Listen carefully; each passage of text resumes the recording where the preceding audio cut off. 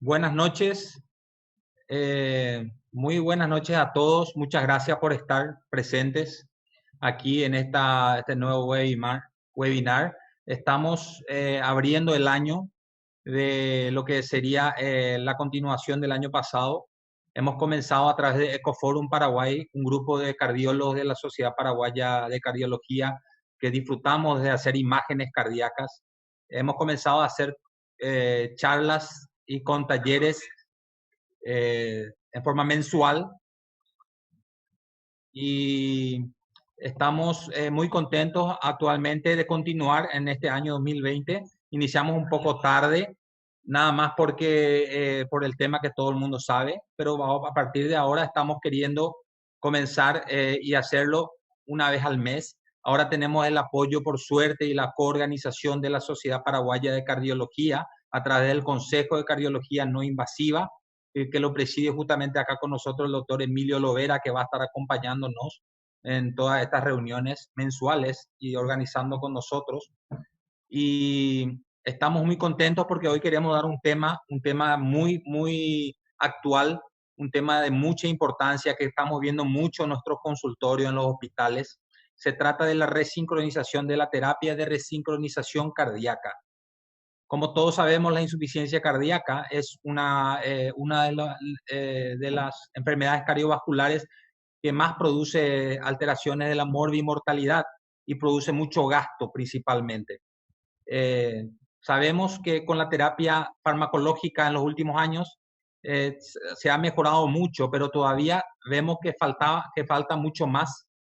Y desde 1990 que se introdujo el marcapaseo biventricular, se han visto varios estudios, se han dado varios estudios randomizados que demostraron realmente que la terapia de resincronización cardíaca produce un buen efecto en la mortalidad y en la calidad de vida del paciente. Mejora sustancialmente la calidad de vida del paciente principalmente, y es algo que nosotros sí o sí, los cardiólogos y lo que hacemos imágenes cardíacas, tenemos que conocer. Ya no es un campo de los hemodinamistas, de los electrofisiólogos, sino es campo, diría yo, inclusive mitad con nosotros lo que hacemos imágenes, por la importancia que tiene saber reconocer qué pacientes debemos llevar a este tipo de terapia, qué pacientes con insuficiencia cardíaca y baja fracción de eyección son los indicados para realizarle esta terapia de resincronización cardíaca.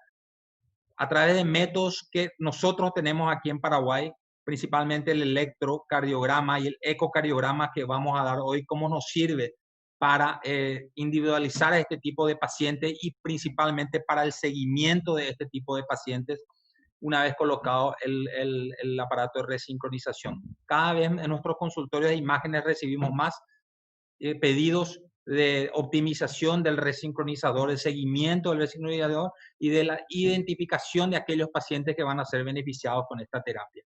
Entonces vamos a dar comienzo a nuestra charla. Tenemos como dos disertantes de primer nivel al doctor Emilio Lovera. Él es cardiólogo, ecocardiografista, auxiliar docente de la División Cardiovascular del Hospital de Clínicas de la Universidad Nacional. Fue formado en el Instituto de Cardiología en el INCOR en San Paulo, Brasil. Él es especialista en cardiología y métodos electrocardiográficos. Actualmente es el director del Consejo, como les había dicho, de Cardiología No Invasiva de la Sociedad Paraguaya de Cardiología.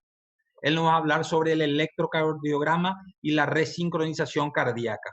Y en segundo lugar, el doctor Luis Benítez Sierra, cardiólogo ecocardiografista, el certificado por el Consejo Mexicano de Cardiología y Ecocardiografía, es miembro de la Sociedad Paraguaya de Cardiología y miembro del staff médico del Servicio de Imágenes del Instituto de Previsión Social y del Instituto Nacional de Cardiología del Ministerio de Salud. Es certificado BOR en ecocardiografía. Él nos va a hablar del ecocardiograma en la terapia de resincronización cardíaca, cómo identificar a aquellos pacientes que necesitan a través del ecocardiograma y el seguimiento. Y a continuación tenemos 4 panelistas también de primer nivel. Tenemos al profesor doctor Javier Galeano, que es cardiólogo, hemodinamista y electrofisiólogo, past presidente de la Sociedad Paraguaya de Cardiología y Cirugía Cardiovascular y jefe de la División Cardiovascular del Hospital de Clínica de la Universidad Nacional de Asunción. También tenemos entre nosotros al doctor Alberto Marecos, cardiólogo, ecocardiografista, miembro del staff médico del Servicio de Imágenes del Instituto de Previsión Social y del Instituto Nacional de Cardiología. Actualmente vicepresidente de la Sociedad Paraguaya de Cardiología y Cirugía Cardiovascular y certificado board también en ecocardiografía. Nuestro tercer panelista es el doctor Luciano Pereira, cardiólogo clínico, especialista en ecocardiografía y Doppler cardiovascular de la UNE Corrientes, Argentina. Tiene una maestría concluida de ecocardiografía de la Sociedad Española de Cardiología. Y por último va a estar con nosotros también el doctor Oscar Garallo, cardiólogo clínico y especialista en ecocardiografía y Doppler cardiovascular, también de la Universidad Nacional del Nordeste en Corrientes, miembro del staff médico del Servicio de Imágenes del Instituto de Previsión Social. Todos estos panelistas nos van a dar su día a día, cómo ven la terapia de resincronización, cómo ven los pacientes, cómo siguen luego de las charlas de nuestros dos disertantes. Doctor Emilio Lovera, podemos comenzar. Dale, gracias Raúl, gracias compañero por haberme invitado. Como le decía hace 5 minutos, una vez nos dijeron que el electrocardiograma ya había llegado a su techo, pero dando estas revisiones uno aprende más y enriquece más el conocimiento. Eso es muy importante porque si no uno se quiere estancar, ¿verdad? Uno quiere estar en su zona de confort y esto invita a saber más, a interpretar más cosas que pensamos que ya sabíamos, pero no es así, ¿verdad? Bueno, ahora el electrocardiograma en la resincronización, ¿verdad? Vamos a intentar dividir para que sea lo más didáctico posible porque es un poquito árido el tema, ¿verdad? Aunque tiene sus cosas fáciles de entender, entonces vamos a verlo así, ¿verdad? Vamos a empezar con una introducción, un repaso de conceptos, con los ensayos randomizados hacia grandes rasgos. Vamos a ver las evidencias sobre morfología, QRS y la duración QRS para el resincronizador, ¿verdad? La interpretación de pacientes que ya tienen ya están portando el dispositivo, el concepto de lo que son los respondedores y no respondedores, ¿verdad? Y la utilidad del electrocardiograma del Holter en el seguimiento del paciente con resincronización, ¿verdad? Bueno, básicamente recordar el concepto principal que hay varios niveles de sincronía, niveles anatómicos de sincronía, que es interauricular, interauriculoventricular, interventricular, intraauricular e intramural. ¿Verdad? Parece un poco complejo, pero es el porqué, ¿verdad? La actividad eléctrica del corazón se manifiesta en el electrocardiograma, tiene que ser una secuencia, ¿verdad? Unos retrasos y una aceleración de forma tal que habitualmente se manifiestan con el QRS estrecho, básicamente desde el punto de vista de la conducción intraventricular, e intraventricular. ¿Verdad? Bueno, la desincronía ventricular pueden ser de varios tipos, ¿verdad? Cuando se pierde esta sincronía, puede haber varios tipos. La disincronía eléctrica, que hay retrasos en la conducción interventricular o intraventricular que suele manifestarse como bloqueo de rama izquierda, ¿verdad? Después la disincronía estructural, que es la interrupción de la matriz del colágeno miocárdico, que afecta a la conducción eléctrica y la eficiencia mecánica, y la desincronía mecánica, ¿verdad? Que es, hay anomalías regionales de movimiento con mayor carga de trabajo y estrés, lo que compromete la mecánica ventricular. Las consecuencias son, las consecuencias así funcionales de eso son el movimiento sectal normal, como ustedes ya ven en las imágenes, reducida presión de pulso, disminución de la fracción de eyección del gasto cardíaco, ¿verdad? Reducido tiempo del llenado diastólico e inclusive prolongación de la insuficiencia mitral, ¿verdad? Intentando contrarrestar eso, entonces nació la terapia de resincronización cardíaca. Ya más o menos el concepto, como dijiste, Raúl, es de hace 30 años. Es el tratamiento por dispositivo implantable, ¿verdad? Que intenta restaurar la sincronización por estimulación sensado auricular y biventricular.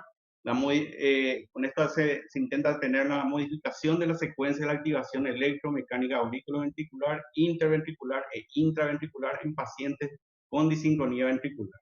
Los efectos, así a grosso modo para recordarnos, es que, como dijiste, mejora la calidad de vida, mejora la distancia al test de 6 minutos, ¿verdad? Disminuye la sintomatología, o sea, mejora la clase funcional, mejora el consumo de oxígeno, la distancia, la tolerancia de esfuerzo, ¿verdad?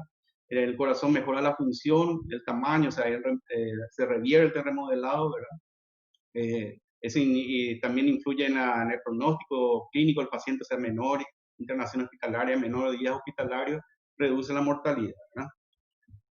Bueno, básicamente para entender la fisiopatología, o sea, a grosso modo, este algoritmo para entender que la sincronía intraventricular la alteración de la sincronía ventricular aumenta, o sea, digamos, la manutención de la sincronía intraventricular aumenta la fracción de eyección, el gasto cardíaco, la presión del pulso, disminuye la fracción, disminuye la insuficiencia mitral, mejora el volumen sistólico, ¿verdad? Y todo eso revierte, remodela. Ese es el efecto de la resincronización cardíaca, ¿verdad? También depende, eso ayuda a la sincronía aurículo-ventricular, ¿verdad? Disminuye la presión en la aurícula izquierda, aumenta la presión, o sea, aumenta la eficiencia, el llenado diastólico, disminuye el volumen de fin de diástolo, ¿verdad? Esos son los efectos que hacen eso, ¿verdad? El tema del bloqueo de rama izquierda, ¿verdad? El culpado del bloqueo de rama izquierda, ¿verdad? Cuando ya desde hace tiempo se sabe que la presencia de los pacientes que tienen bloqueo de rama izquierda tiene más, es predictivo mayor mortalidad a largo plazo, ¿verdad? Comparando los que tienen más de 120 milisegundos con los que tienen menos de 120 milisegundos, ¿verdad? La incidencia y la influencia en la fracción de eyección es así. En personas normales hay 8%, pero en personas que tienen leve disfunción sistólica ya hay 24% y la incidencia en severo ya es cerca del 40%, ¿verdad? Bueno, este videoclip, espero que salga en la charla, ¿verdad? Es para expresar cómo es el patrón de activación en forma U del ventrículo izquierdo, ¿verdad? Cuando se pierde la sincronía o la activación rápida por vía de la conducción del tejido de conducción, ¿verdad? Eh, Se empieza por el ventrículo derecho, que es normal, pero después baja en forma U hacia la zona apical y después termina en la zona posterolateral, ¿verdad? Eso es lo que suele suceder cuando hay bloqueo de rama izquierda. Este es un gráfico para mostrar los tiempos de activación. Este es un mapeo electroanatómico endocárdico para mostrar cómo el bloqueo de rama izquierda, eh, la activación está retrasada en las zonas laterales o posterolaterales. Está codificado en color azul, ¿verdad? Para comparar lo que es con el bloqueo de rama derecha. ¿Por qué es esto? Porque obviamente al perder este tiempo de sincronización disminuye la eficiencia del ventrículo izquierdo y es lo que se busca con la resincronización. Y comparando con el tema del bloqueo de rama derecha, ven como los tiempos tardíos obviamente están en el ventrículo derecho, ¿verdad? Pero el ventrículo derecho obviamente no se encarga del gasto cardíaco sistémico, ¿verdad? Lo mismo inclusive cuando hay combinación, ¿no?, de bloqueo bifascicular, ven como aunque hay zonas retrasadas de activación, las zonas basales, aún así no hay una disincronía marcada, ¿verdad?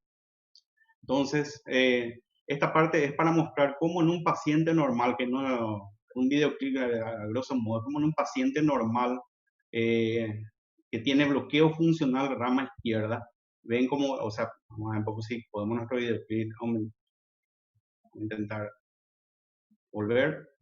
El ventrículo izquierdo aquí no está dilatado porque es una persona normal, pero cuando tiene bloqueo de rama izquierda hay un movimiento disincrónico o ondulante, ¿verdad? Un movimiento o aleteo, digamos, sectal, ¿verdad?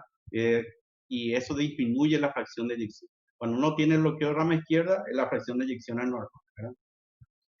Como hablamos, esto ya nació hace 30 años, en el año 90, ya en unos estudios pioneros, en una serie de casos, ¿verdad? Por ejemplo, en el año 90, 16 pacientes, se buscó ver cómo es el efecto de la estimulación bicameral, ¿verdad? Y se vio que cuando en la mayoría de los pacientes disminuyó la clase funcional de 4, 3 a 2 o a 1 inclusive, y mejoró la fracción de eyección, ¿verdad? Bueno, gracias a eso, entonces, eso dio punto de partida a varios estudios observacionales de serie de casos, ¿verdad? De usar resincronizador o estímulo eléctrico, ¿verdad? Y después se vinieron los ensayos randomizados desde el año, antes del año 2000, ¿verdad? Que son varios, y empezaron a usar en pacientes con clase funcional 3 o 4 y fracción de eyección disminuir habitualmente menor al 35%. Y también usando como parámetro el bloqueo de rama izquierda, pero con la duración del QRS mayor a 150, ¿verdad? En esto se dio todo beneficio, ¿verdad? Que vamos a ir viendo después. Después, en los años siguientes, se intentó bajar el umbral, o sea, la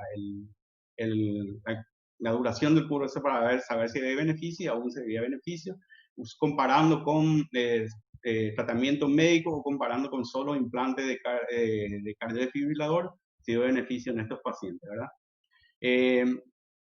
Después, inclusive, se intentó hacer en pacientes con clase funcional 1 a 2, también se dio cierto beneficio, pero más limitado, más a temas no tanto a beneficios clínicos, sino más bien a remodelar, ¿verdad? Y vamos a ver la utilidad de lo que es eso, ¿verdad? El, Básicamente todos los gráficos de los grandes ensayos randomizados se ve así. Cuando los pacientes que tienen resincronizador, se ve esta clase de beneficio, ¿verdad? Que tiene el comparado a terapia médica, el beneficio de hospitalización, de mortalidad, general mortalidad cardíaca, es disminución de 30-40% del riesgo relativo, ¿verdad? Eh, Ahora, ¿cuál es el rol del electrocardiograma en este paciente? ¿Para qué sirve, verdad? La mayoría usó distintos niveles de bloqueo rama izquierda, desde menos 120 a más de 150 milisegundos de duración. ¿Por cuál es la utilidad? La duración del QRS es importante en el sentido que, por ejemplo, en el ensayo companion, comparando lo que es el bloqueo rama izquierda con menor duración de 148 milisegundos con los de mayor duración, se vio que los de mayor duración fueron estadísticamente significativos para mejoría con el resincronizador, ¿verdad? Lo mismo también este estudio en Care de insuficiencia cardíaca, también la duración de más de 160 milisegundos fue estadísticamente significativo. Casi todos los que pasaban de 150 milisegundos comparado a lo que eran menores de 150 milisegundos, pues tuvieron beneficio, ¿verdad? Acá también se ve, este es el ensayo companion, ¿verdad? Se vio que acá inclusive comparó, ¿verdad? Lo que hablamos, la duración del QRS y también las morfologías, ¿verdad? La morfología de bloqueo rama izquierda comparando con las otras morfologías de bloqueo rama derecha o de cambios indeterminados de conducción intraventricular, se vio que en el bloqueo rama izquierda fue mejor, ¿verdad? El tema de resincronizador. Ahora, ¿qué pasa con el QRS estrecho? Ya que se veía beneficio en QRS ensanchado, ¿verdad? Y pacientes con clase funcional mayor de 3 o 2, o sea, o de clase funcional 4, pero ambulatorios, se intentó ver qué tal es la terapia de resincronización con QRS, bloqueo rama izquierda o con QRS estrecho, pero con signos de sincronía por imagen, por ecocardiografía, ¿verdad? Y se vio que no hubo beneficio e inclusive hubo un cierto perjuicio, un mayor, digamos, tasa de eventos con pacientes que recibieron resincronizado comparados a control, ¿verdad? Inclusive la mortalidad de causa cardiovascular, la insuficiencia cardíaca fueron un poco mayores con el tema resincronizador. Eso obligó a parar prematuramente el estudio a los 3 años, ¿verdad? Y entonces sí, se vio que no está indicado en pacientes que tienen QRS estrecho el resincronizador, ¿verdad? Esta es una comparación, un gráfico para comparar lo que es la duración del QRS y el beneficio. Se vio que cuanto más prolongado en teoría es mayor el beneficio para la mortalidad de los pacientes que tienen resincronizador. Mismo que tengan, se suele decir más de 120 milisegundos, más de 130, pero en realidad es alrededor de 150 que suele ser ya estadísticamente significativo, porque el intervalo de confianza está debajo de la unidad, ¿verdad? Entonces, esto por cada aumento de 10 milisegundos que tenía el paciente de duración de QRS, disminuye el riesgo relativo 17%, ¿verdad? El tema también de insuficiencia cardíaca, hospitalización y mortalidad también es así, ¿verdad? Se vio que tiene beneficio cuando más va prolongando, quizás cuando ya está muy prolongado ya se pierde ese beneficio, quizás porque como el paciente con insuficiencia cardíaca con mucha prolongación del QRS ya refleja una situación de enfermedad avanzada, entonces quizás no sea significativamente el beneficio en estos pacientes, ¿verdad? Bueno, obviamente también acá otro gráfico lo más es lo mismo, ¿verdad? Cuando el paciente tiene, comparado con el sincronizador apagado, pero versus prendido, se vio cuando está prendido y cuanto más prolongado tenga el QRS, mayor porcentaje de beneficio tiene, ¿verdad? Bueno, con relación a la morfología, ¿verdad? Es importante la morfología, también es importante. Como hablamos del tema de la activación, ¿verdad? La activación retrasada en paredes laterales es lo que se busca contrarrestar con el resincronizador, que es, recuerden que hay tres derivaciones. La derivación colocada en la aurícula derecha, la derivación colocada en punta ventrículo derecho y la derivación colocada hacia de preferencia la pared lateral ventrículo izquierdo usando o canalizando el seno coronar, el seno venoso coronar, ¿verdad? Entonces, al buscar la activación, o sea, contrarrestar la el retraso de activación se dio que obviamente es mejor que en pacientes que tengan bloqueo de rama izquierda con este tipo de retraso en comparación a los pacientes que no tienen bloqueo de rama izquierda. Más o menos estos son los gráficos más de lo mismo, ven como el beneficio es mayor en el bloqueo de rama izquierda, cuando se compara con el bloqueo de rama derecha prácticamente no hay diferencia, quizás hay un poquitito de beneficio en trastorno de conducción intraventricular indeterminado, ¿verdad? Y entonces, para tener en cuenta que el bloqueo de rama izquierda también sería importante en esta situación, ¿verdad? Bueno, el Holter, ¿qué puede ser, qué puede ayudarnos el Holter? Pensé que no podía ayudar más nada en el tema de indicación de resincronizador, pero también algunos estudiaron lo que es la variabilidad de frecuencia cardíaca y se vio, por ejemplo, los que tienen baja variabilidad de frecuencia cardíaca y se le implanta con el mismo cumpliendo todos los criterios de implante, así, clase funcional, lo que es la rama izquierda, QRS ensanchado, se vio que los que tienen ya alterado la variabilidad de frecuencia cardíaca, tienen baja variabilidad de frecuencia cardíaca, refleja un predominio adrenérgico y supresión vagotónica, ¿verdad? Se vio que no hubo diferencia entre los que tenían versus los que no tenían, versus los que tenían implantado el cardiodesfibrilador, ¿verdad? A tener en cuenta. Entonces, variabilidad es importante, podría ser importante también para determinar la utilidad del resincronizador, ¿verdad? Bueno, en vista de todo lo que hablamos, entonces, y para no prolongar mucho, estas son las indicaciones a grosso modo de lo que es el dispositivo de resincronizador cardíaco, ¿verdad? Obviamente hay que considerar, el paciente tiene miocardiopatía que está con la terapia máxima medicamentosa ya con evidencia, de más de 3 meses o después de más de 40 días post-infarto, ¿verdad?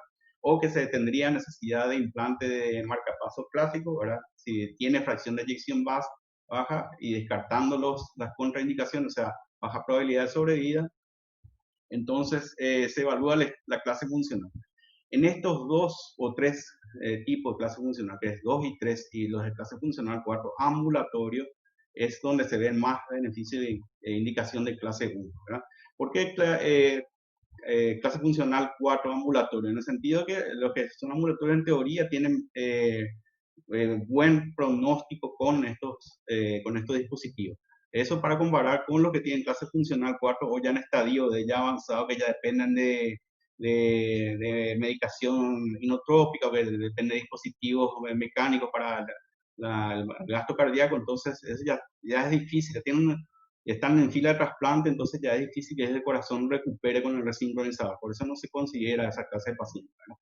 Entonces, básicamente, así los que tienen clase 2, clase 3 o clase 4, ten en cuenta que estos son los clásicos parámetros: fracción de eyección baja menor al 35%, QRS prolongado, el patrón de bloqueo de rama izquierda y en ritmo sinusal, ¿verdad?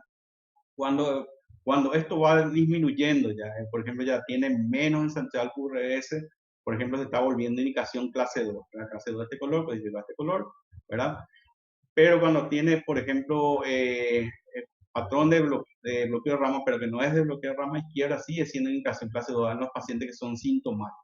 Cuando ya el paciente es levemente sintomático, clase funcional 2, esto ya se vuelve clase funcional 2B, que quizás podría ser beneficioso, ¿verdad? Y cuando el paciente está poco sintomático en clase funcional 1, si tiene estos parámetros de poco ensanchamiento, o sea, menor ensanchamiento por ese y encima no es bloqueo de rama izquierda, es clase funcional 3 porque no tiene beneficio, ¿verdad? Eso a tener en cuenta. Por ejemplo, si el paciente no tiene, recuerden, si el paciente no tiene bloqueo de rama izquierda, pero tiene QRS muy ensanchado, sigue siendo una clase funcional, sobre todo si es sintomático con clase funcional 3 o 4, ¿verdad? Esto a grosso modo para resaltar más. Bueno, ahora intentar interpretar lo que es el electrocardiograma del paciente con resincronizador. Aunque puede parecer un poco complicado, en realidad es relativamente fácil, sobre todo intentando entender este gráfico que expresa lo que es la comparación de lo que es el estímulo del clásico marcapaso ubicado en punta del ventrículo derecho, lo que es la derivación del ventrículo izquierdo. Recuerden que está en la zona epicárdica, canalizado en el seno coronario que transcurre por aquí, ¿verdad? Y la combinación de esos dos vectores es lo que sucede, ¿verdad? Recuerden que el clásico patrón de estímulo del ventrículo derecho, vamos a pasar rápido, vamos a pasar aquí, es que al estar en punta, da un vector que se dirige hacia arriba y hacia la izquierda. Por eso va a dar un poco positivo en D1, pero bien negativo en cara inferior, ¿verdad? Negativo también en precordiales izquierda y quizás un poquito positivo en B5 o B6, ¿verdad? Es el patrón de estímulo apical del ventrículo derecho. En comparación, el estímulo en ventrículo izquierdo va a un vector dirigido hacia la derecha. ¿Por qué es importante esto? Porque el vector dirigido hacia la derecha va a dar, sobre todo en derivación en D1 va a dar negatividad en D1 y positividad en B1, precordial derecha, ¿verdad? Es importante, ¿verdad? Obviamente las precordiales izquierdas también van a ser predominantemente negativas. Bueno, entonces es el fundamento para intentar entender el electrocardiograma de pacientes que tienen resincronizador, ¿verdad? Recuerden que es la combinación de estas dos actividades eléctricas que producen un vector combinado que transcurre dirigido hacia la izquierda y hacia arriba, en contra de derivación B. Acá también hay otro gráfico para mostrar la combinación, cómo se altera y que cuando, por ejemplo, se pierde alguna de estas algunos de estos marcapaseos de uno de estos ventrículos, se altera el vector y se altera la morfología del QRS, quizás también el ensanchamiento, ¿verdad? Recuerden, esto es solo para recordarnos que la derivación es donde se acerca el vector de despolarización, produce positividad y cuando se aleja produce negatividad, ¿sí? Bueno, básicamente así es el patrón clásico de un paciente que tiene resincronizador. Ven cómo es, tiene la espiga marcapaso, pero es positivo en cara inferior y negativo en D1. Entonces tenemos que mirar esta dirección. D1 y B3 son las que hay que mirar también, ¿verdad? Bueno, este autor, Altman, en el año 2005 creó un algoritmo para intentar determinar si el paciente que recibió el dispositivo tiene correctamente, o sea, tiene correctamente funcionando las dos actividades de estímulo, ¿verdad? Y encontró que este algoritmo tiene una sensibilidad del 94%, especificidad del 93%, un alto valor, de probabilidad positiva, de 12, de un factor de 12, ¿verdad? Y un alto valor negativo de 0.06, ¿verdad? El algoritmo consiste básicamente así, ¿verdad? Si el paciente tiene en derivación 1 es negativo, hay estímulo del ventrículo izquierdo. Y si no tiene, entonces hay pérdida, captura del ventrículo izquierdo, ¿verdad? Entonces eso hay que tener en cuenta, ¿no? La utilidad durante el implante del resincronizador, eso Javier nos va a explicar mejor, ¿verdad? Básicamente nomás para entender que el electrocardiograma podría ser útil cuando se está canalizando el seno coronario, si se está registrando el electrocardiograma, cuando el momento que se estrecha más el QRS, ahí es considerar la mejor zona para dejar la derivación, ¿verdad? Porque a veces no es fácil determinar la zona de mayor retraso de repolarización, ¿verdad? Bueno, ahora vamos a hablar del tema de los respondedores y no respondedores. El concepto de respondedores y no respondedores es porque un tercio de los pacientes que reciben el sincronizador, mismo con todos estos criterios, se vio que no tiene respuesta al resincronizador. Igual no tiene cambio remodelado, cambios ventriculares, no tiene beneficio clínico. Solo que hay un espectro relativamente amplio de cómo son los respondedores. Puede haber los super respondedores, los clásicos respondedores, los que no progresan, están sin cambio, ¿verdad? Los no respondedores y los que pueden inclusive tener respuesta negativa al resincronizador, ¿verdad?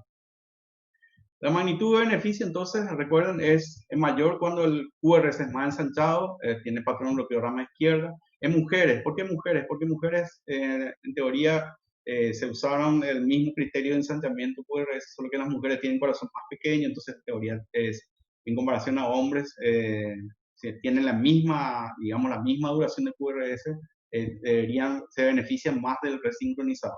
La cardiomiopatía no isquémica también es un parámetro útil para tener en cuenta que pueden tener más chance de responder en comparación a la cardiopatía isquémica, en el sentido que aquí obviamente puede haber más zona de cicatriz, entonces miocardios no viables y que no se beneficiarían de la actividad eléctrica de marcapaseo, ¿verdad? Obviamente el beneficio es menor cuando el QRS es estrecho, la morfología no es bloqueorama izquierdo, ¿verdad? Acá también otra tabla para comparar lo que son más probables de responder en comparación con menos probables. Está otra vez la duración, ¿verdad? El tipo de cardiopatía, responden menos cuando es isquémico. Si la desincronía está ausente, tampoco responden, ¿verdad? El bloqueo de rama derecha tampoco sirve mucho. La carga de o presencia de fibrosis, ¿verdad? Cuando hay una alta carga de fibrosis o la fibrosis es transmural o inclusive la fibrosis está justamente ubicada en la zona posterolateral donde se ubicaría la derivación de estímulo ventricular izquierdo, serían mucho más probables de no responder, ¿verdad? Obviamente también si la insuficiencia mitral es más que leve moderada, también hay chance que sean menos respondedores. Y la derivación, la posición de la derivación en el ventrículo izquierdo. Si está en la zona retraso, como hablamos, la zona lateral o posterolateral, en comparación a la anterior, la inferior, van a responder mejor, ¿verdad? Bueno, otra cosa a tener en cuenta en comparación a los marcapasos clásicos. Recuerden que el marcapaso clásico en realidad simplemente usa mantener el gasto cardíaco en pacientes, por ejemplo, de arritmias o pausas o bloqueos AV, y se busca mantener o ahorrar la energía. Entonces se busca inhibir el marcapaseo lo más posible y siempre priorizando los latidos nativos. Con el marcapaso biventricular pasa más o menos lo contrario, en el sentido que lo que se busca justamente es que haya mayor cantidad de estímulo biventricular porque el beneficio es mayor así. Y en un estudio publicado en el 2011 se vio que cuando el marcapaseo biventricular es mayor al 98%, es lo que son los pacientes que tienen beneficio. Cuando se está disminuyendo este porcentaje, parece muy estrecho, pero es así, entonces va disminuyendo en mayor medida el beneficio del marcapaseo biventricular. Obviamente esto no usó Holter, esto más bien usó un laboratorio de telemetría, ¿verdad? Podría usarse el Holter en ese sentido, pero aún no hay estudios directamente dirigido del uso del Holter en relación a la cantidad de porcentaje de estímulo biventricular, ¿verdad?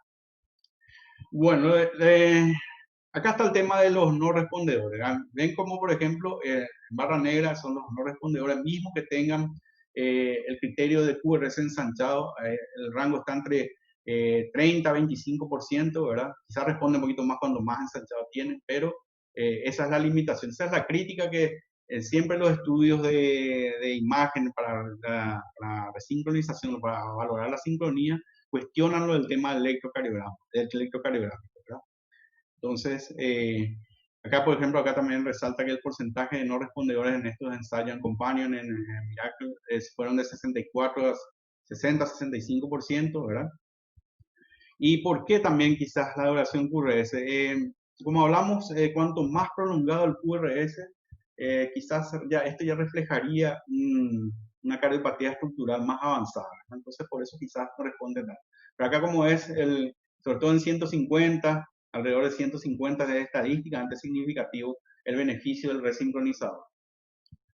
Bueno, ¿qué es esto, verdad? Que este gráfico complejo. En realidad es simplemente también para una crítica a lo que es la morfología sirve también, ¿verdad? O sea, solo bloqueo rama izquierda sirve para determinar si va a ser respondedor al resincronizador, también tiene sus limitaciones, porque obviamente, básicamente este artículo que quiso decir con esta heterogeneidad de tiempos de despolarización, de un mapeo epicárdico y un mapeo endocárdico, vio que diferentes tipos de pacientes, diferentes patologías que presentaron la misma morfología bloqueo en rama izquierda, presentaban diferentes respuestas al resincronizador, ¿verdad?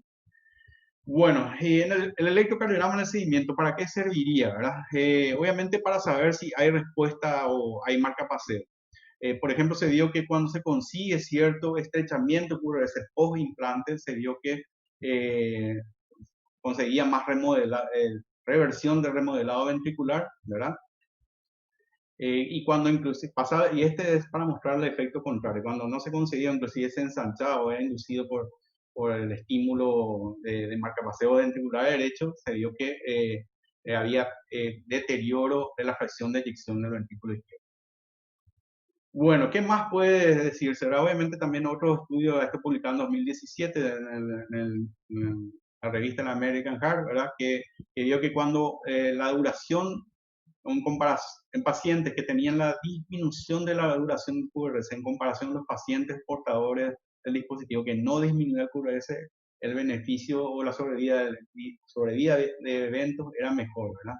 Él también estudió el tema del área QRS. En realidad esto es un uso del parámetro vector cardiográfico que obviamente nosotros en la clínica no disponemos mucho, pero que combinado con la disminución de duración también se dio más beneficio que solo la duración del QRS. Bueno, también se vio que hay disminución de eventos clínicos, o sea, disminución de la mortalidad, de la hospitalización y eventos generales cuando hay disminución del área del electrocardiograma y de la duración del QRS en comparación a los que no tienen disminución de la duración del QRS, ¿verdad? También puede predecir la presencia de muerte súbita, de arritmias ventriculares, o inclusive de shock del desfibrilador, ¿verdad? Si no hay disminución de la duración del QRS. Bueno, y con el tema del Holter, ¿para qué puede servir el Holter también en este sentido, los pacientes ya son portadores? Básicamente, aparte de determinar la morfología, el cambio de la duración del QRS, se dio que los pacientes que tienen carga rítmica importante, definida aquí, por ejemplo, mayor de 10 extrasístoles ventriculares por hora, a los 12 meses se dio que tiene esta alta carga arrítmica, digamos, tuvo mayor probabilidad de insuficiencia cardíaca y muerte, ¿verdad? Lo mismo también con el tema de eventos arrítmicos, ¿verdad? Entonces, ¿para qué sirve eso? Porque obviamente tratando a estos pacientes podríamos conseguir que el porcentaje de estímulo ventricular se incremente y intentar conseguir el beneficio para el paciente que tiene el aparato implantado. Esto fue un subestudio del MADIS-CRT, ¿verdad? También más de lo mismo, ¿verdad? La baja carga ectópica, o sea, el mismo estudio, ¿verdad? Bien, la baja carga ectópica a los 12 meses tuvo una alta probabilidad de mejoría del paciente. Bueno, en conclusión, ¿verdad? Estuvo un poco confuso, ¿verdad? Vamos a intentar resumir así el mensaje para darle a usted, ¿verdad? Múltiples ensayos randomizados dan consistencia y evidencia que el dispositivo de resincronización en pacientes con clases, sobre todo los sintomáticos, clase funcional 2, 3 y 4 ambulatorios, con disfunción sistólica y parámetros electrocardiográficos de desincronía tienen beneficio, ¿verdad? El electrocardiograma sería útil para determinar la captura biventricular. Hay unos cambios en comparación al marcapaso clásico, ¿verdad? Los signos electrocardiográficos en forma aislada tienen ciertas limitaciones para predecir buena respuesta. Recuerden que hay 30% de no respondedores, ¿verdad? Y el monitoreo electrocardiográfico y del Holter en el seguimiento contribuye, sobre todo con el tema de la carga rítmica, a valorar estos pacientes. Bueno, básicamente esto, espero no haberme atravesado mucho, parece muy confuso. En realidad el tema es simple, ¿verdad? Dentro de todo, ¿verdad? Recuerden, se benefician básicamente pacientes que tienen QRS ensanchado más de 150 milisegundos, morfología bloqueo rama izquierda y los que tienen obviamente disfunción sistólica y tienen clase funcional más severa, ¿verdad? Entonces, porque clase funcional 1 prácticamente no va a beneficiarse mucho de estos pacientes. Bueno. Emilio, excelente. Emilio, sí. Excelente tu presentación. Muchísimas gracias. Un tema muy árido. Hiciste una cosa un poco mucho más digerible para nosotros. Y vamos a darle lugar ahora al doctor Luis Benítez, que nos va a hablar también, nos va a ayudar, que nos ayuda al ecocardiograma para identificar este tipo de pacientes y en su seguimiento. Adelante, doctor Luis. Sí. Tiene que quitar pantalla ahí.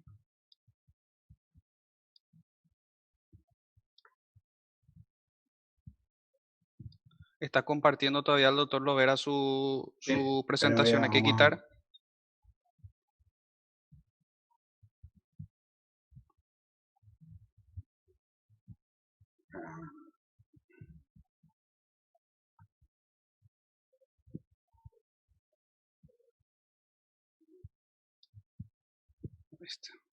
Creo que ahí ya está. Ahí está. Sí.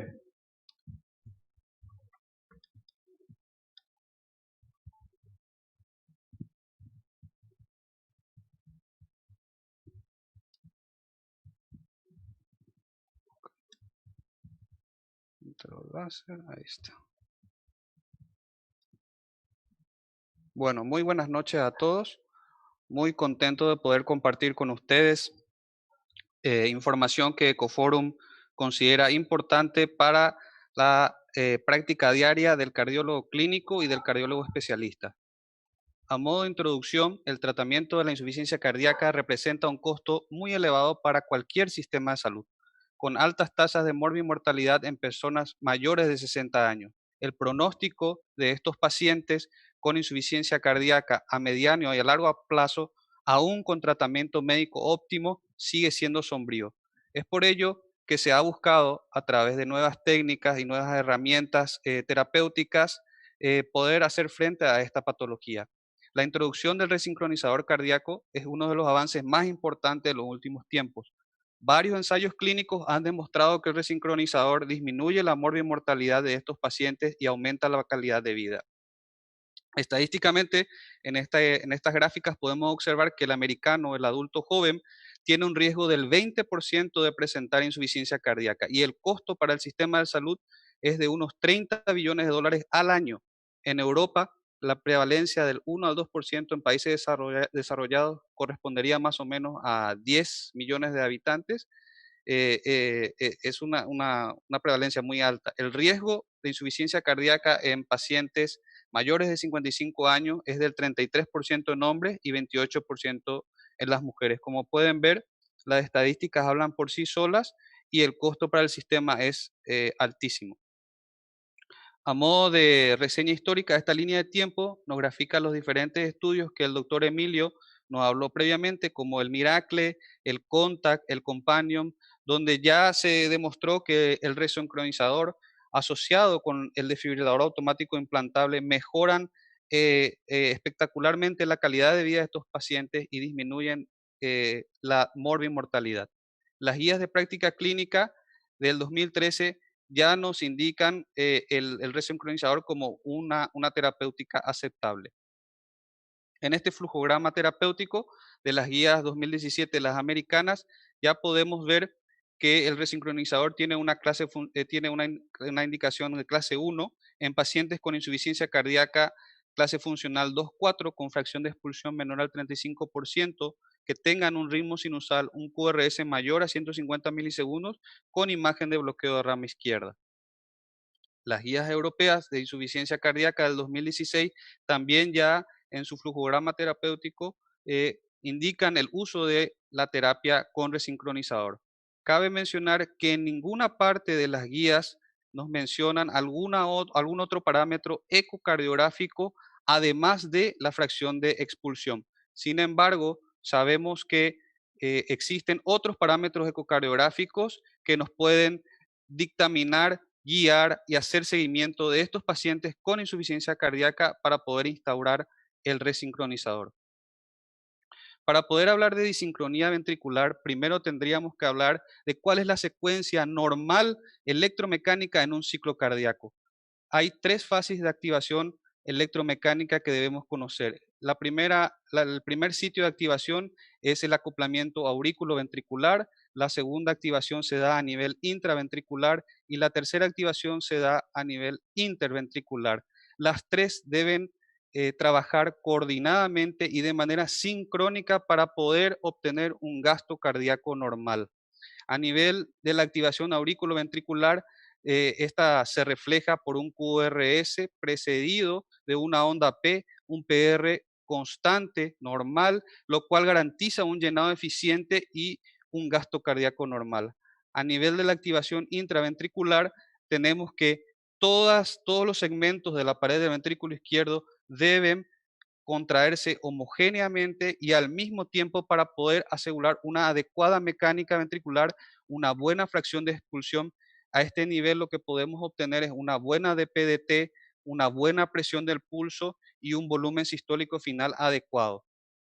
En la activación interventricular, los dos ventrículos deben trabajar coordinadamente para que el gasto del ventrículo derecho provea a la aurícula izquierda un buen llenado eficiente y a la vez, como ya dijimos, se mantenga un gasto cardíaco normal. Aquí en este video podemos ver cómo las tres zonas de activación trabajan coordinada y sincrónicamente para poder asegurar un gasto cardíaco. Abajo podremos observar las curvas de presión, volumen y electrocardiograma en ritmo sinusal. Esto es lo que hace un corazón normal. Al hablar de disincronía cardíaca, como ya explicó el doctor Emilio, tendríamos que hablar de 3 niveles de disincronía. Vamos a hablar de disincronía o asincronía con el mismo significado para esta presentación. Si hablamos de una disincronía estructural, estamos hablando de una disrupción de la matriz de colágeno a nivel de la conducción eléctrica y de la eficiencia mecánica. La disincronía eléctrica consiste en el retraso de la conducción intra e interventricular, produciendo un bloqueo de rama izquierda. La disincronía mecánica se constata en anormalidades de la motilidad parietal que provoca a la vez estrés y sobrecarga. En cuanto a la disincronía cardíaca, el trastorno de conducción se da por el bloqueo de rama izquierda. Este bloqueo de rama izquierda produce disincronía en los 3 niveles de activación que ya hemos hablado previamente. Como dijo el doctor Emilio, el QRS ensanchado, el bloqueo de rama izquierda, al aumentar 10 milisegundos, se vio que aumenta un 10% en la mortalidad en estos pacientes. En esta secuencia, en este gráfico, podemos ver cómo se encuentran todos los segmentos de activación y cómo se encuentran funcionando. En la gráfica B1 podremos observar una activación sincrónica normal. En este modo M del ventrículo izquierdo podemos ver cómo el septum y la pared posterior se contraen al unísono sincrónicamente y lo hacen dentro del gasto eyectivo aórtico y el gasto pulmonar también en el mismo tiempo. El llenado diastólico se encuentra normal con su onda E y su onda A en tiempos correctos. En el gráfico A, aquí podemos ver cómo se produce la asincronía aurículo-ventricular, cómo hay ese desajuste entre la aurícula y el ventrículo. El retraso, el bloqueo AB de primer grado, produce un alejamiento de la contracción auricular y de la contracción ventricular. Esto hace que el llenado pasivo, la onda E y la onda A, se junten, la onda A se imbrinca dentro de la onda E, produciendo un acortamiento del llenado eficiente diastólico. La aurícula pierde su función de bomba, la válvula mitral se queda semiabierta, lo cual produce una insuficiencia mitral diastólica. Con ello, producirá un aumento de las presiones en la aurícula izquierda y aumento de las presiones en el llenado del ventrículo izquierdo. En el gráfico B2 podemos observar una asincronía intraventricular, la cual se produce por una contracción prematura del septum y una contracción desfasada o tardía de la pared posterior, originando así una contracción ineficiente y aumento de las presiones de llenado a nivel ventricular izquierdo. En el gráfico B3 podremos observar cómo hay una asincronía interventricular, dado que el ventrículo derecho se contrae mucho antes en telediástole del ventrículo izquierdo, ocasionando un posterior a la eyección, perdón. Entonces, estos 3 niveles de disincronía producen remodelado ventricular, insuficiencia mitral funcional, tanto sistólica como diastólica, lo cual conlleva a una disminución del gasto cardíaco. Para poder evaluar por ecocardiografía todos estos parámetros que hablamos, tenemos que el ecocardiograma se puede detectar la disincronía en estos pacientes, a qué nivel se encuentra y la predicción de respuesta que tienen estos pacientes al utilizar el resincronizador. También el eco nos puede ayudar para hacer una secuencia óptima de activación, la cual vamos a hablar más adelante, a ver cómo se programa ese resincronizador. Y luego también para el seguimiento de estos pacientes con dispositivo. Cabe mencionar que un buen respondedor por ecocardiograma al dispositivo se define como el paciente que presenta un incremento mayor al 15% de la fracción de expulsión y una disminución del 15% del volumen telesistólico. Entonces, ¿qué es lo que tenemos que hacer cuando tenemos un paciente con una cardiopatía dilatada? Lo sentamos y lo vamos a empezar a estudiar. Lo primero que tenemos que hacer es confirmar si existe presencia de disfunción sistólica. Luego vamos a valorar anatómica y funcionalmente ese ventrículo izquierdo dilatado, No es lo mismo tener un ventrículo izquierdo de una miocardiopatía dilatada de un paciente que tenga ventrículo izquierdo dilatado secundariamente a una cardiopatía isquémica, donde el infarto transmudar y las cicatrices predominan en toda la pared. Entonces, nos dificultaría mucho poder usar un resincronizador en un tejido no viable. Luego, tenemos que evaluar la presencia o ausencia de sincronía y la localización de las mismas en los diferentes puntos de activación que ya hablamos. El primer punto de activación que vamos a valorar es el acoplamiento aurículo-ventricular. Un tiempo de llenado menor al 40% del ciclo cardíaco es indicativo de asincronía aurículo-ventricular. ¿Cómo valoramos eso? Nos vamos a un eje apical de 4 cámaras, ponemos el cursor, el volumen muestra por arriba de la válvula mitral, hacemos un pulsado del llenado mitral, obtenemos la onda E, la onda A, iniciamos, hacemos a través de la máquina, medimos el tiempo desde el inicio de la onda E, el final de la onda A, y luego, teniendo gatillado el electrocardiograma, medimos el intervalo RR. El intervalo RR dividido el tiempo de llenado diastólico nos dará si ese parámetro está alterado o no. En este caso podemos observar que tiene un llenado diastólico de 36%, menos al 40% de un llenado efectivo, quiere decir que este paciente tiene asincronía a nivel AB. Otras gráficas otra que nos podemos encontrar, otros casos que pueden presentar este paciente, aquí podemos ver el llenado diastólico que está muy angosto, no vemos una onda A. Esto quiere decir que existe un retraso en la conducción, el PR está prolongado y la onda A se imbrinca dentro de la onda E, produciendo un llenado ineficiente y un RR muy prolongado. Haciendo los cálculos veremos que el llenado es mucho menor al 40%. También podremos observar ecocardiográficamente a través del Doppler continuo la regurgitación diastólica de una insuficiencia mitral, que nos indica un PR prolongado. En cuanto a la activación interventricular, debemos considerar que un retraso mayor a 40 milisegundos se considera indicativo de asincronía interventricular. ¿Cómo hallamos eso? En el eje corto del ventrículo izquierdo a nivel de los grandes vasos, ponemos el cursor a nivel del tracto de salida del ventrículo derecho, hallamos por Doppler pulsado el flujo eyectivo pulmonar y medimos el tiempo desde el inicio del QRS hasta el inicio de la onda eyectiva, lo medimos, lo hacemos lo mismo en el tracto de salida del ventrículo izquierdo, hacemos una línea de tiempo, medimos desde el inicio del QRS hasta el inicio de la onda eyectiva y la diferencia entre estos dos tiempos nos dará si ese ventrículo se encuentra activado adecuadamente.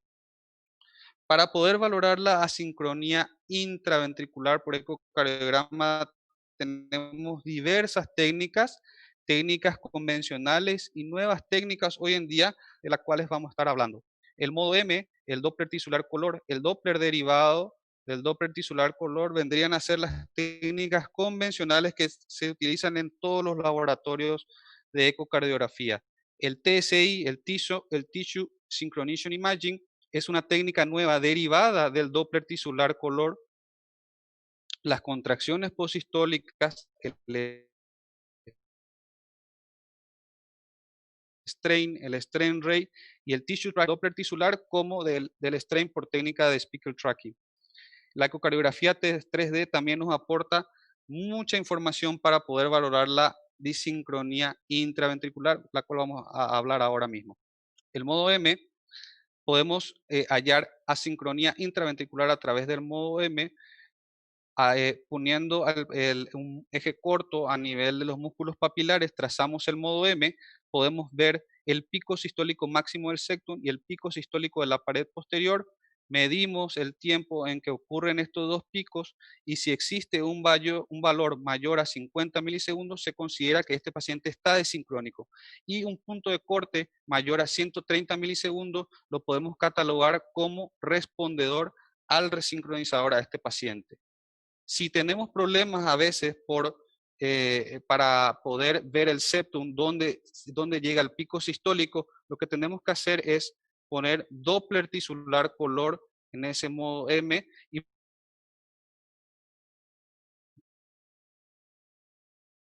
podremos ver que los rojos, entonces si trazamos el modo M color y medimos solamente el segmento rojo, ahí podremos obtener el verdadero valor de ese tiempo sistólico y el retraso entre esas dos paredes. ¿Cuál es el problema con el modo M? El problema está que solamente nos miden 2 segmentos de todas las regiones del ventrículo izquierdo. Y si el paciente es un paciente isquémico que presenta un septum plano, no podremos definir dónde se encuentra el pico sistólico de ese septum. Entonces nos traería mucho problema hacer esta medición por modo M. El Doppler tisular color tiñe el miocardio con colores del Doppler de flujo sanguíneo. Lo rojo se acerca en sístole, lo azul se aleja en diástole, lo amarillo son velocidades altas que se alejan y los celestes son velocidades altas que se alejan. Entonces, a través del Doppler tisular color podemos también medir imágenes de sincronía ventricular.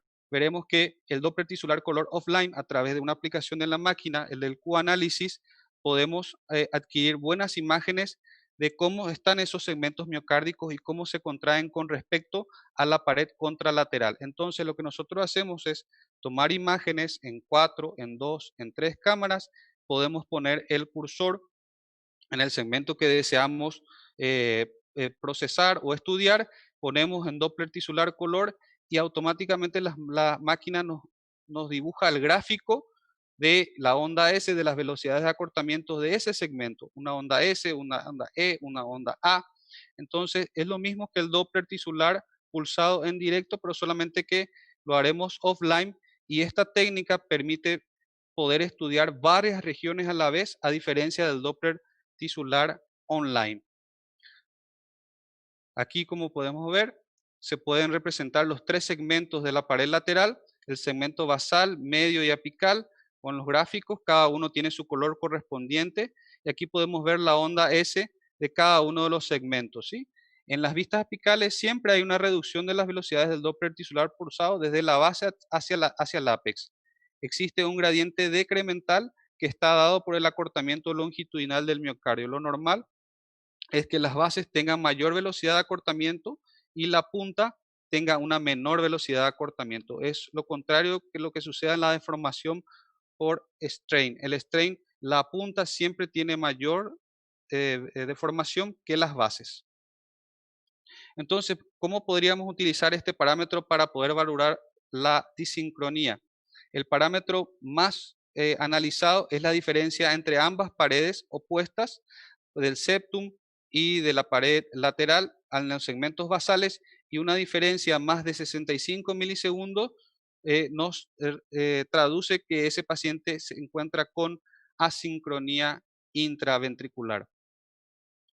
Este artículo, publicado en el 2004 por Nota Bartolo y sus colaboradores, él estudió todos los segmentos basales en todas las vistas de 4, 2 y 3 cámaras, y estableció un índice de asincronía, un retardo mayor a 110 milisegundos. Nos habla de que ese paciente tendría una buena chance de poder responder al resincronizador. Lo que se hace es, se toma el pico septal, el valor mayor con el menor valor de todas las paredes, y se resta entre ambas, y la diferencia de esa resta es lo que nos da el índice de Nota Bartolo. El Doppler tisular online lo que hace es, también lo podemos utilizar, pero solamente mide un segmento a la vez. Igual utilizamos el volumen muestra a 1 centímetro en la pared del ventrículo izquierdo a nivel del septum, y en la pared contralateral tomamos la medida del Doppler pulsado, y lo que hacemos es trazar una línea de tiempo desde el inicio del QRS hasta el pico de la onda S. Tomamos esa medida y la contrarrestamos o la comparamos con la de la pared opuesta. Una diferencia de 65 milisegundos entre ambas paredes nos dará un índice de asincronía intraventricular.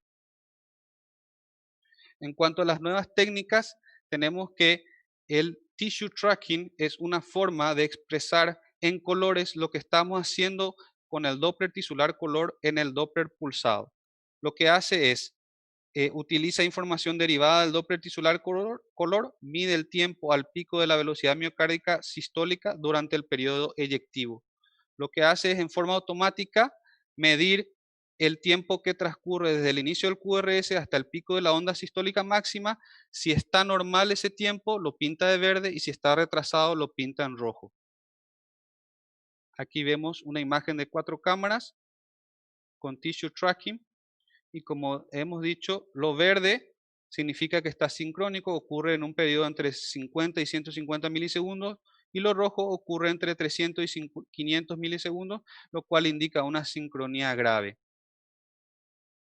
Aquí podemos observar, por técnica de TSI, un eje apical de 3 cámaras, un 4 cámaras, un 2 cámaras, y al final la máquina nos da un bullseye, como en el stream, de los segmentos basales, los segmentos medios. La punta es ciega para esta técnica porque trae muchos problemas, pero ya con estos segmentos ya podemos hacer un análisis de la sincronización intraventricular. ¿Cuál es el problema de esta técnica?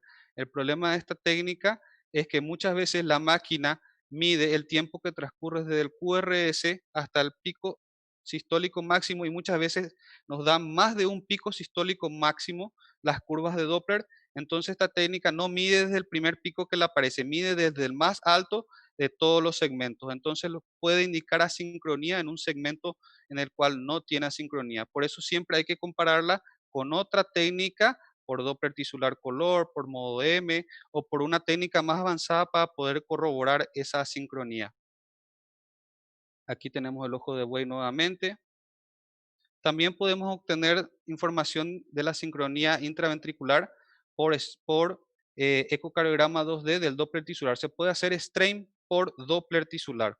No lo utilizamos porque tenemos la técnica de speckle tracking, pero también es útil a través del Doppler tisular color, en el cual podemos graficar lo mismo que el Doppler, la velocidad de acortamiento, las dos curvas de strain, en donde podemos ver aquí que el segmento basal del septum y el segmento basal lateral poseen las dos curvas un distanciamiento considerable mayor a 65 milisegundos, indica que hay asincronía intraventricular.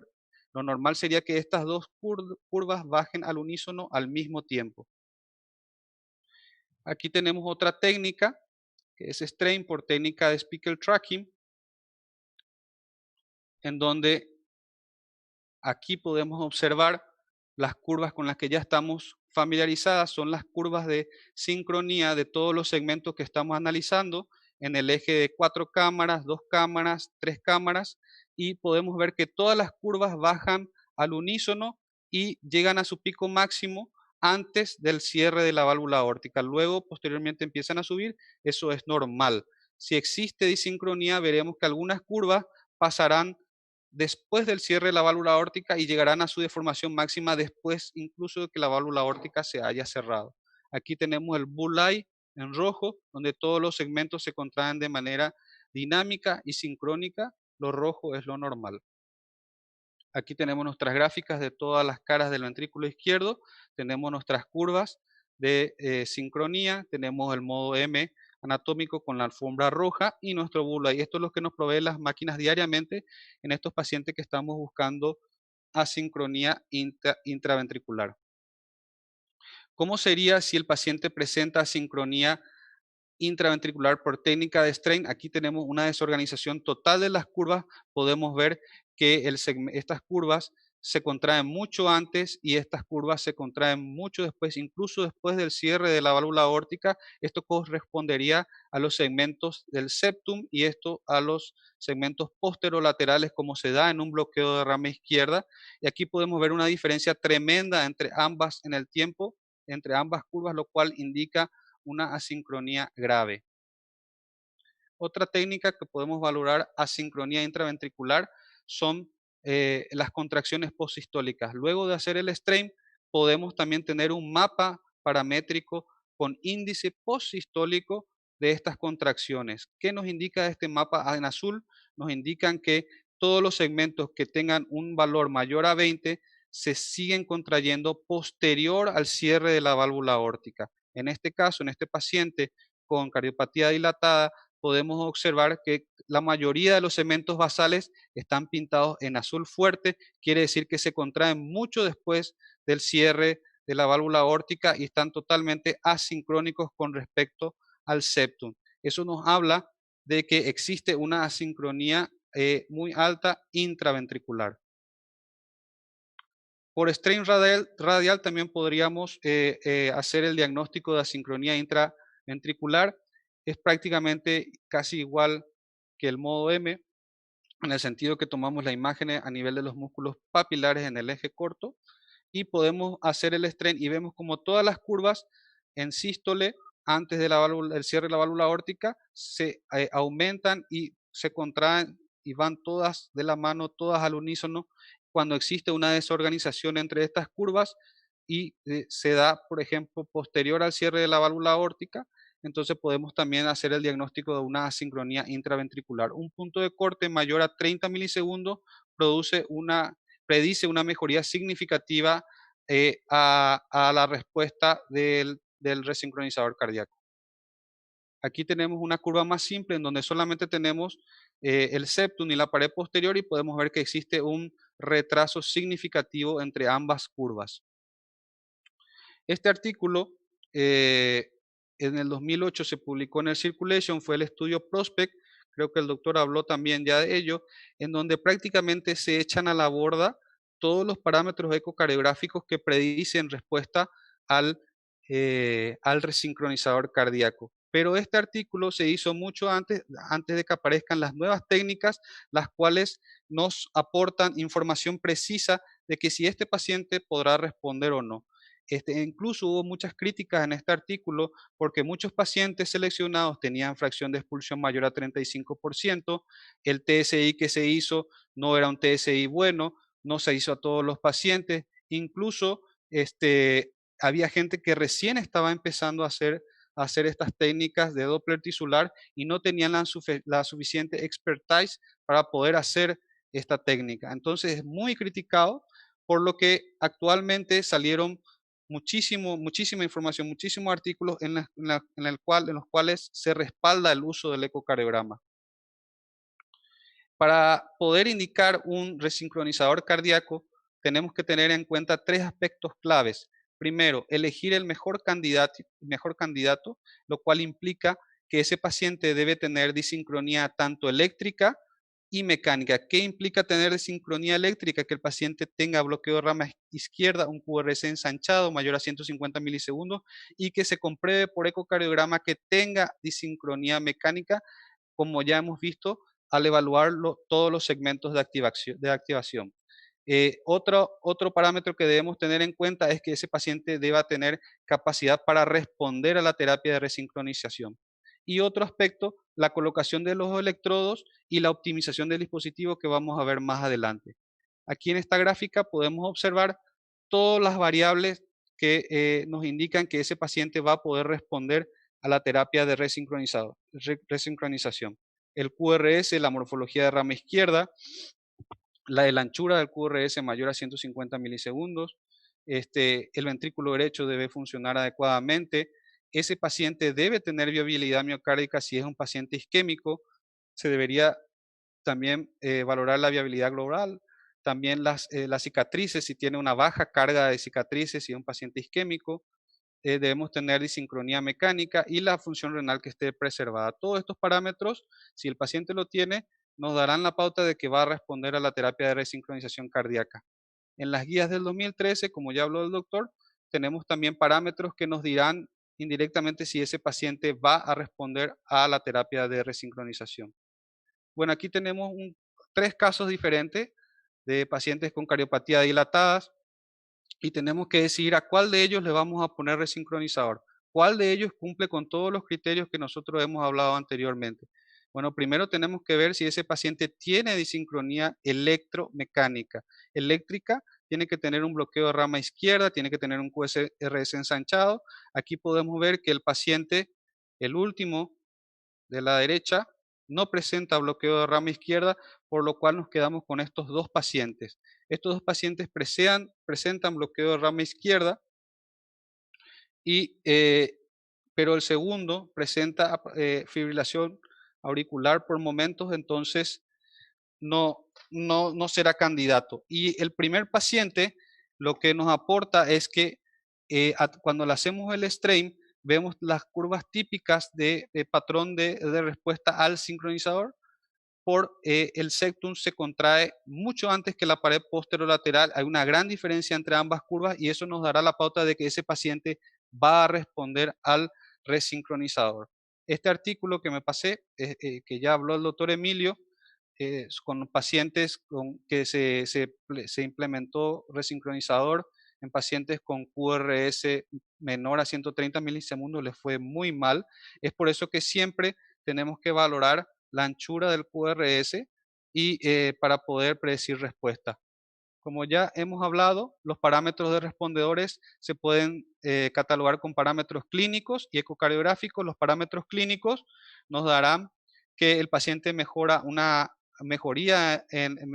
presenta una mejoría en la clase funcional, mejoría en la calidad de vida a la caminata de ejercicio, y los parámetros ecocardiográficos, un aumento del 15% de la fracción de eyección y una disminución del 15% del volumen telediastólico, lo cual nos darán parámetros de subrogados de remodelado reverso del ventrículo izquierdo. Unos parámetros a valorar para catalogar a esos pacientes que van a responder adecuadamente también. En los últimos artículos, en los últimos años, han salido nuevas variables.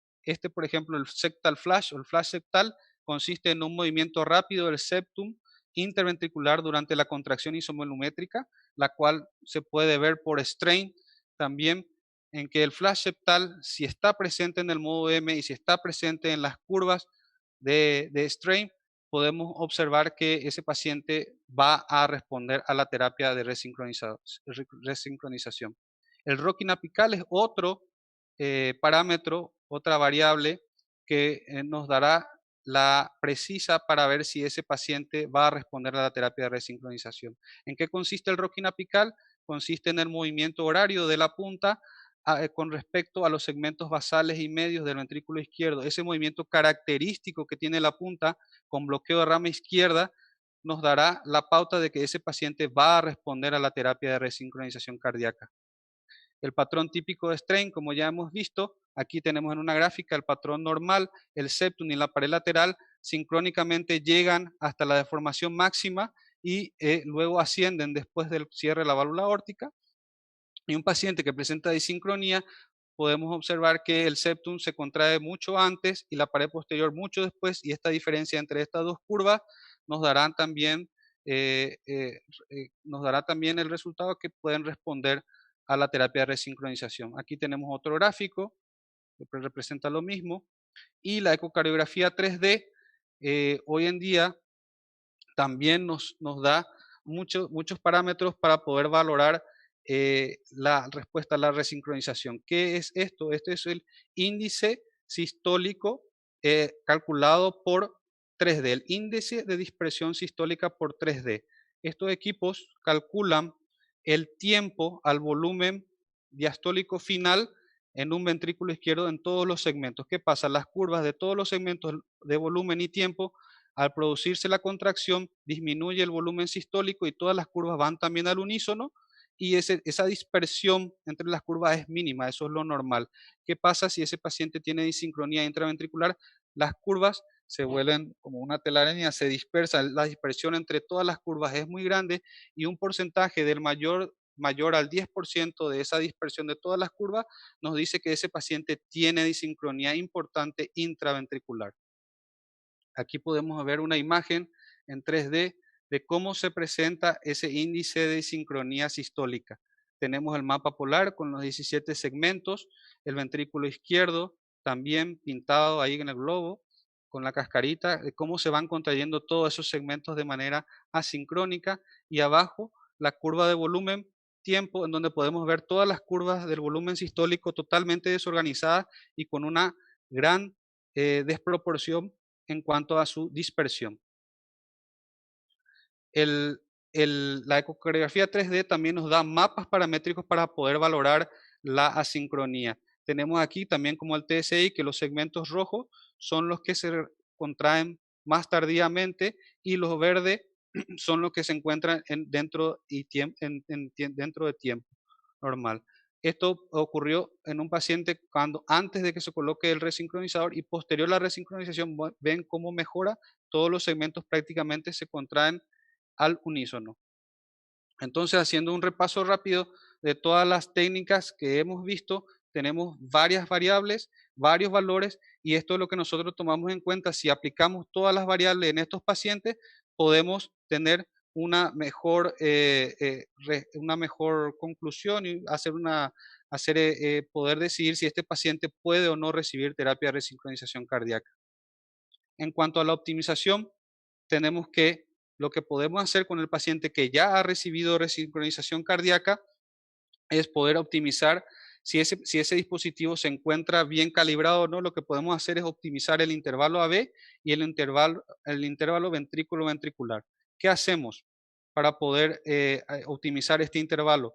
Lo que hacemos es, tenemos al paciente en nuestro laboratorio de ecocardiografía, podemos medir el tiempo a través del Doppler pulsado del llenado diastólico, lo medimos, vemos cómo se encuentra y luego lo que hacemos es le decimos al electrofisiólogo que está con nosotros que se programe con un intervalo AB de 200 milisegundos. Luego vamos disminuyendo ese intervalo AB 30 milisegundos hasta que podamos ver que la onda A se desaparezca o se acorte.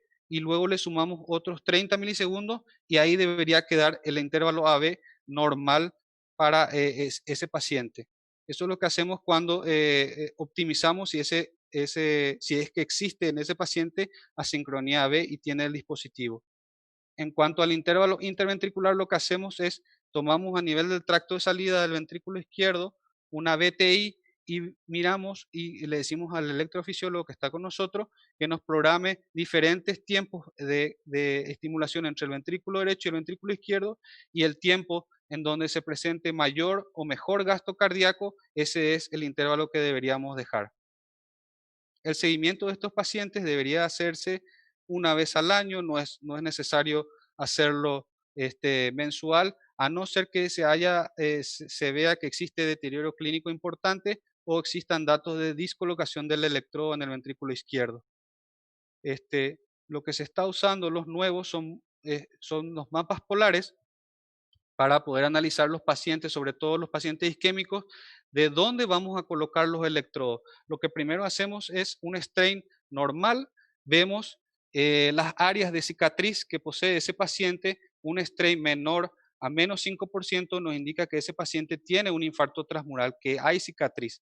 Entonces, ¿qué es lo que hacemos? Vemos las áreas que están cerca de la cicatriz y en esas áreas podemos colocar el electrodo y estimular adecuadamente a ese paciente. Eso sería lo que se está haciendo últimamente, porque si vamos a ciegas y colocamos el electrodo en la región posterolateral nada más o justo en la zona de la cicatriz donde no hay viabilidad, donde no va a estimular ventrículo que se pueda contraer, entonces no nos sirve de nada. Eso es lo que se está haciendo actualmente.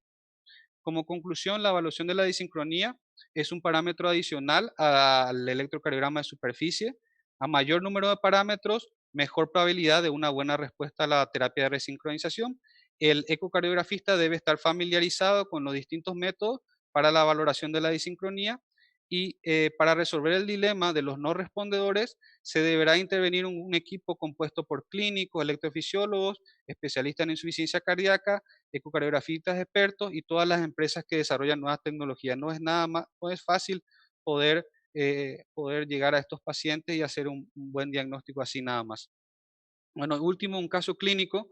Aquí tenemos un paciente ya con cardiopatía ya conocida, una fracción de expulsión baja del 35%, dato de falla cardíaca, bloqueo de rama izquierda, y queremos plantear si este paciente va a recibir beneficio con la terapia de resincronización cardíaca. Lo que primero hacemos entonces, según lo aprendido, es medir el intervalo AB, a ver si existe asincronía entre la aurícula y el ventrículo. Lo que hacemos es, como ya hemos dicho, medir desde el inicio de la onda E hasta el final de la onda A el llenado diastólico y dividirlo por el intervalo RR. Aquí en este caso, la diástole efectiva ocupa el 48% del intervalo RR, por lo tanto no se encuentra cortada, entonces este paciente no tiene asincronía AB a este nivel. A nivel vamos a valorar el sitio de activación interventricular. hacemos los dos Doppler del gasto pulmonar y el gasto aórtico y podremos obtener el tiempo desde el comienzo del QRS hasta el inicio de la onda de eyección, hacer la resta y podemos observar que este paciente presenta una diferencia de 32 milisegundos, lo cual nos dice que este paciente no tiene asincronía interventricular. Sin embargo, haciendo los índices de asincronía intraventricular, que es la sincronía más importante y por la cual nosotros vamos a indicar terapia de resincronización cardíaca, en el modo M podemos ver que la diferencia de retraso entre el septum y la pared posterior es de 130 milisegundos, muy considerable. Este paciente podría responder a la terapia de resincronización. Para poder corroborar eso, hacemos el Doppler tisular a nivel del segmento basal del septum y del segmento basal de la pared lateral. Medimos desde el inicio del QRS hasta el pico máximo de la onda S y tenemos los dos tiempos y haciendo la resta tenemos que hay una diferencia entre 136 milisegundos muy considerable. El punto de corte es 65 milisegundos, entonces este paciente tiene disincronía intraventricular. Haciendo el Doppler pulsado offline, tisular offline, tenemos también que las curvas nos muestran un retraso de 70 milisegundos entre ambas paredes opuestas, también tiene criterios de asincronía intraventricular.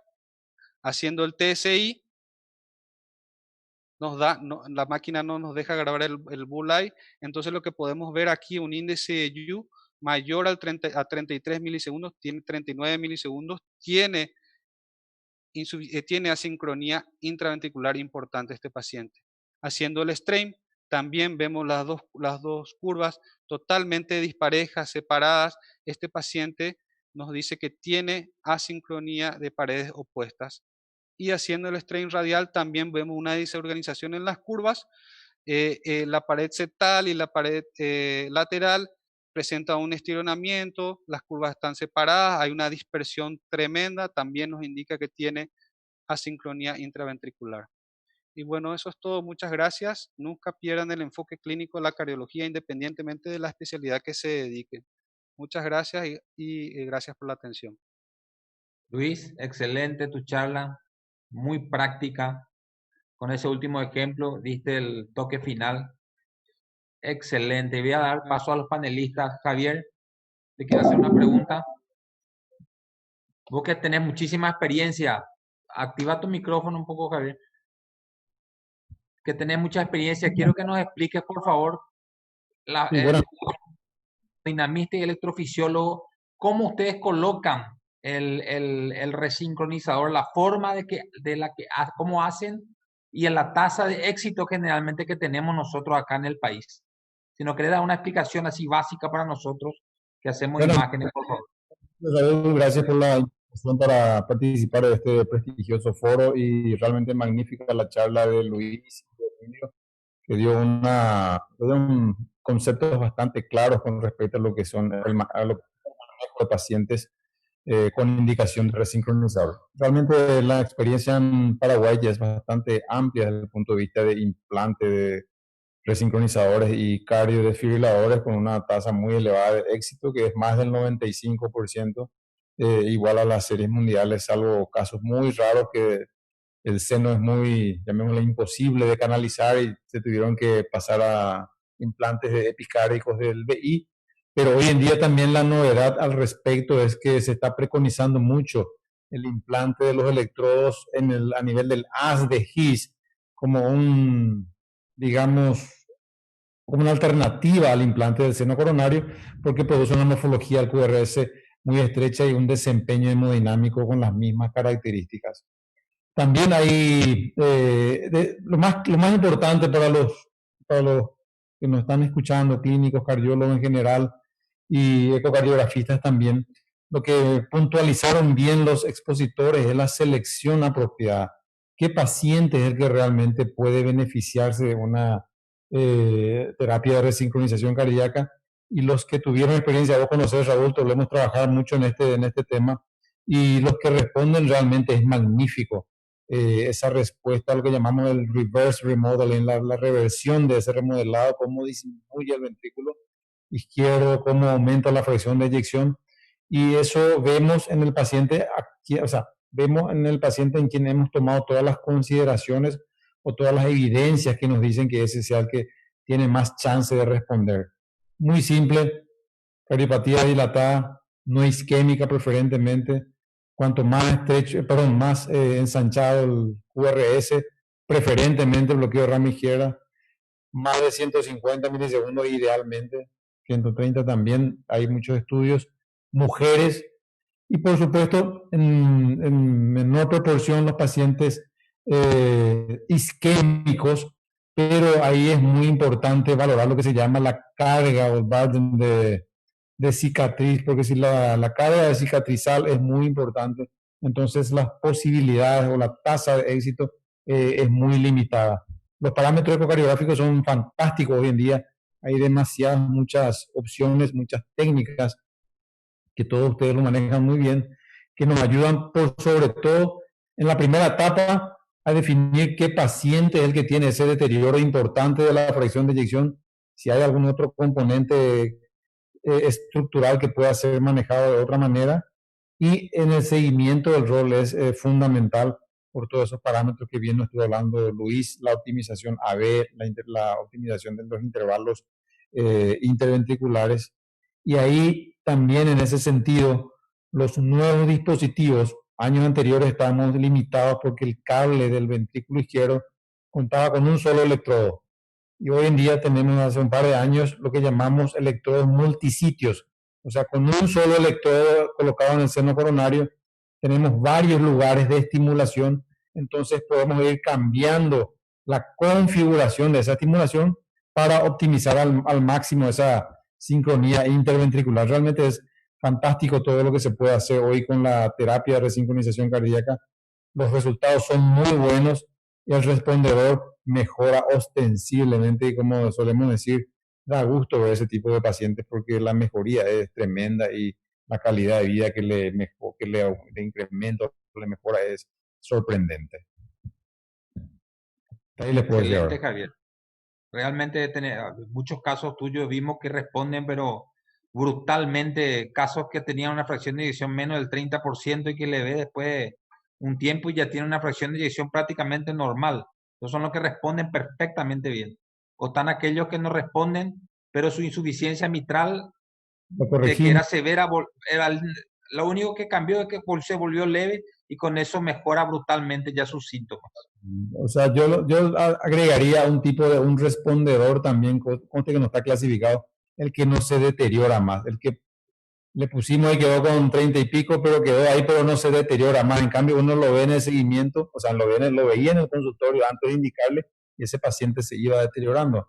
En cambio, ahora podemos, entre comillas, parar esa evolución y, como decís, al corregir esa insuficiencia mitral, mejorando esos intervalos, a ver, lo ayuda muchísimo a mejorar clínicamente. Alberto, ¿algún comentario? ¿Querés hacer una pregunta? ¿Tu experiencia? Sí, buenas noches. En primer lugar, agradecer a Ecoforum y a la Sociedad Paraguaya de Cardiología. Y en segundo lugar, felicitar a los expositores, una excelente charla, una charla muy detallada. Y simplemente resaltar, como dijo Javier, algunos puntos en el sentido de que lo fundamental es la selección de los pacientes, donde el ecocardiograma, como todos sabemos, juega un rol muy importante. Además de determinar las zonas de asincronía, ya sea auriculoventricular, intraventricular e interventricular, y también independientemente, una vez hecho el diagnóstico, es fundamental conocer la anatomía de las venas coronarias. De ahí una pregunta para Javier, en este mundo actual de la multiimagen. O sea, hay estudios donde hay fusión de eco tridimensional con angiotomografía, donde uno, una vez localizada la zona de eco 3D, una vez localizada la zona de disincronía y ve el territorio, uno le fusiona con la angiotomografía, donde ve la anatomía de las venas coronarias, y entonces existe una mayor probabilidad de evitar estimular zonas que eventualmente podrían no ser eficientes por tener cicatriz o no estar asincrónico. Entonces, yo creo que esto es algo fantástico, y las imágenes, la fusión de las imágenes cada vez nos hace ver cosas más interesantes, y de esa forma, si eventualmente nosotros vemos que hay una zona asincrónica en un determinado segmento del ventrículo y vemos que una vena coronaria llega a ese segmento, entonces creo que evidentemente va a haber respuesta. Y también en caso contrario, si no poner en vano un electrodo en un lugar donde está prácticamente inactivo, ¿verdad? Y aparte de usar los cables, la estimulación en multisitio, también hay literatura sobre estímulos multisitios, pero en una misma vena, es decir, al principio de la vena tiene un segmento mucho más distal, de tal forma que al activar el ventrículo izquierdo se activa de una forma más coordinada o sea, que la contracción intraventricular sea más activada. Simplemente eso. Y muchas gracias y excelente los positivos. Así mismo, Alberto, con la estimulación multisitio te permite una configuración muy variable y uno puede ir optimizando al máximo el desempeño del VI en este tipo de pacientes. Luciano, por favor, tu experiencia como ecocardiografista, como clínico excelente que sos, ¿quieres darnos algo? ¿O hacer alguna pregunta?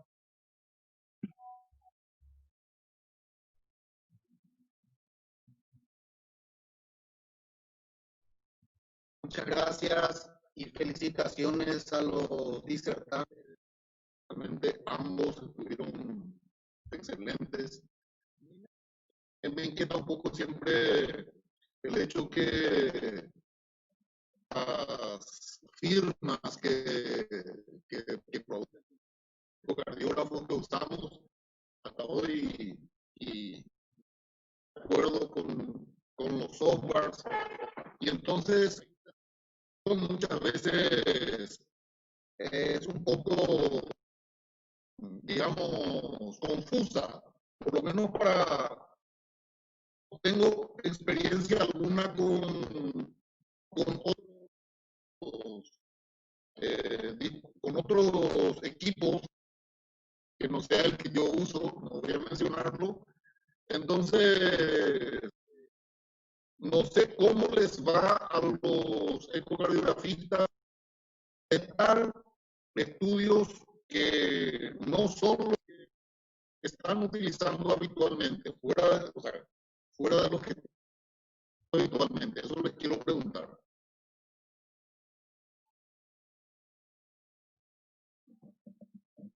Luciano, en ese sentido, un dato muy importante, como decir, la diversidad de métodos que tenemos hoy en día es demasiado amplio y cada día afloran nuevas tecnologías, nuevos algoritmos para fundamentalmente en la ecocardiografía, pero uno siempre tiene que partir también de la base de hacerlo mejor con las herramientas que tiene, con la mejor herramienta que tiene, ¿verdad?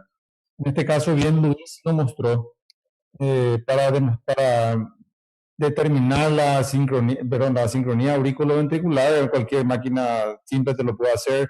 Para la sincronía interventricular, cualquier máquina simple también puedes determinarlo, si esos intervalos proyectivos que tienen que ser menos de 50 milisegundos, ese tipo de cosas.